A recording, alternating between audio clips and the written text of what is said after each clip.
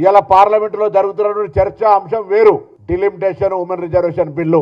ఆ సందర్భంలో తెలివిలేని ఒక వెధవ మెదడు జ్ఞానం లేక తెలంగాణ విభజనను పాకిస్తాన్ భారత్ విభజనతోటి పోల్చి ఈరోజు ఈ భారతదేశంలో ప్రజాస్వామికంగా రాజ్యాంగ ప్రకారంగా లోక్సభ రాజ్యసభ పాస్ చేసినటువంటి బిల్లులను పార్లమెంటు వేదికగా అవమానపరుస్తుంటే తెలంగాణ నుంచి ఎంపికైన 8 మంది భారతీయ జనతా పార్టీల ఎంపులు చీము నెత్తురు లేకుండా వాటిని విని ఎంజాయ్ చేసేటువంటి దౌర్భాగ్య పరిస్థితి వింటే తెలంగాణ తల్లి రోధించేటువంటి పరిస్థితి ఉంది. అలా ఏ మాత్రం బాధ్యత ఉన్నా తెలంగాణ రక్తమున్నా తేజస్వి గారు మాట్లాడినటువంటి మాటలు తెలంగాణ ప్రజల ఆత్మగౌరవం కాదు, అమరవీరుల ఆత్మక్షోభని కాదు, అవమానపరచడమే కాదు, ఇలా తెలంగాణ యావత్ ఉద్యమ స్ఫూర్తికి విఘాతం కలిగించే విధంగా మాట్లాడినారు. ఏ రాజ్యాంగంగా ఏర్పడలేదా?